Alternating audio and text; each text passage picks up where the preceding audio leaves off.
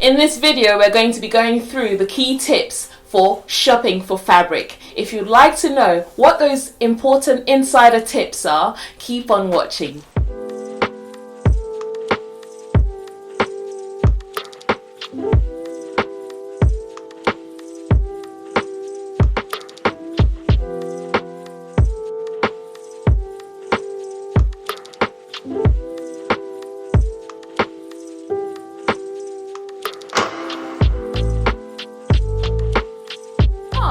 I'm Juliet Uzor of sosonatural.com, and if you are interested in creating your own clothes, owning your own style and showcasing them for everyone to see, then this channel is the right channel for you. Let's face it, for beginners and people who are new to actually creating clothes, shopping for dressmaking fabrics can be quite a daunting task, and if you are not too sure about what you're doing and you don't have the right guidance and you don't have an experienced dressmaker going along with you to the fabric shops, it can be quite daunting. I know this because I went with my friend Laurie, who's brand new to sewing, and we went to a fabric shop and she was like, Jules, where do I start from? So I thought I'll share this video with you because I also get a lot of questions on social media asking how I shop for fabric, what are the key things that I look out for. So I'm going to share those with you in this video. I'm also going to give you some bonus tips for those people who are interested in buying Ankara African wax fabric and would like to know the key tips for shopping for Ankara fabric kits. Before we go to any fabric shops, first thing to do before you leave your house is plan. You need to plan what you are actually going to be creating. You need to have an idea of what you want to have in your wardrobe. I have an event in mind and I would like to create something for the event. So first thing I do is I decide on what I'm actually going to make. I choose a pattern for it. Yeah, so this is, I'm talking about if I don't already have the fabric. If I already have the fabric, then it goes the other way around. But if I don't have the fabric yet and I know what design I have in mind for my wardrobe, I go with a pattern that would go with that design. And I look at the back of my pattern. Here I have a McCall's sewing pattern, and all sewing patterns come with recommended fabrics to purchase for the project. So I go ahead and look at the recommended fabrics that come along with the pattern, and most patterns will tell you a range of fabrics to choose from, so that you would have quite a variety to pick from when you get to the store. Now this pattern says to buy poplin, cotton blends, gingham, and these are all like woven fabrics. Yeah, so it's a woven fabric pattern. So now I know the fabrics that I need to look out for when I get out there in the market. I can make a list, I can take a picture of my pattern, or I can just type it out in my phone. Take it out there so I don't go into the fabric shop blindly. Otherwise you end up spending more than you intended to do because you probably buy a range of fabrics so you can choose when you get home. And that's not what you want to do, because you want to be savvy about your dressmaking journey.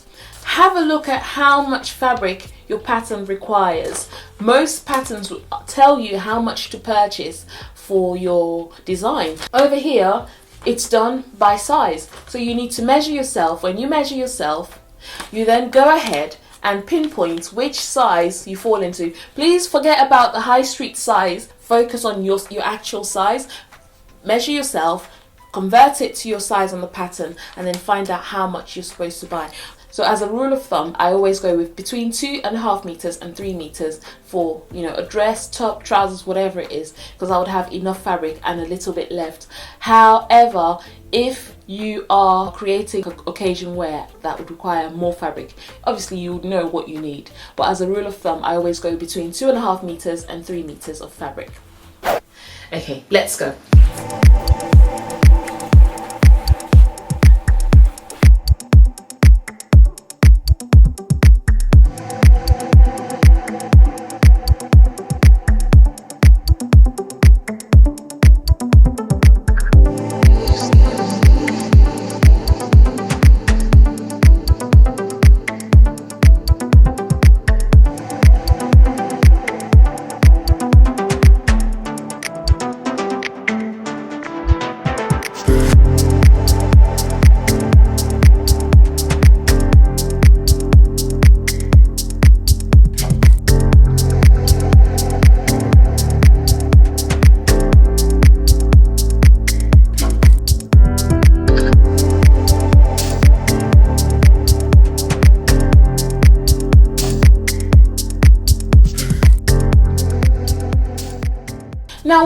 the fabric store, some assistants at the counters don't really have much information about fabric care and how to and what the contents of the fabric are. So I really do advise having a look at the end of your bolt of fabric, because fabrics most times come in bolts.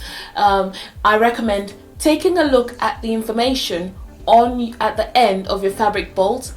I take photos of the fabric bolts, you know, and on there you'd have care information, you'd have how to wash your fabric, how to look after it, and what to do with that fabric, because you get given 2 meters of fabric and nothing else, and you're left to go into the world and just do what you got to do. So I take photos. So another tip is to take pictures of the end of your bolt of fabric, so that when you get home you know what to do, because sometimes we have inexperienced assistants at the counters in the stores, and that's not really much help to us, so don't forget to do that. Another thing to remember is that fabric comes in 2 types. You have woven fabric and you have the knitted fabric. Woven fabric have the fibers all closely woven together and they have not a lot of stretch, but some of them do have some content, some stretchy content in them. So it's really important to have a look at the contents of your fabric on the bolt of fabric you've got. Some fabric shops don't have detailed information on the bolts. They do let you know what type of fabric it is. What I then do is I go home, Google it, or they're at the store, I Google the fabric type and I find out what actually goes in the fabric, so I would have an idea of what's in the fabric and what I want to do with the fabric. Woven fabrics are ideal for making dresses, jackets, skirts, trousers. Knit fabrics are for making like sweaters, jumpers, stretchy dresses, bodycon dresses. Wrap dresses are excellent with knitted fabric, so always bear that in mind. But I tell you, if you're using a commercial sewing pattern, they always do tell you what type of fabric to use.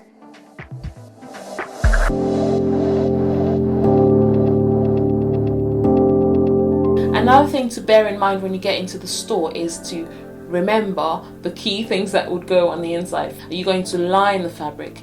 Fabric stores have lining to go with your fabric to match the fabric you've bought. So do not forget that. The zips, the buttons, the trims and the threads, elastic, whatever it is you're going to be using. But remember not to overbuy. Just focus on exactly what you're going to need for your sewing.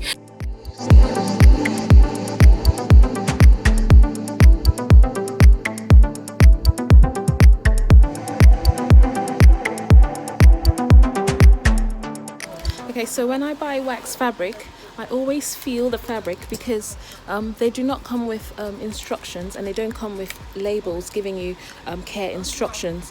So either ask the people in the store to help you, and most times the fabrics are organized according to price ranges, and the more expensive they are, the better quality they are, and the higher quality of cotton, right? Yeah, so the cheaper ones are more polyester, and but my biggest advice is make sure you wash it in cold.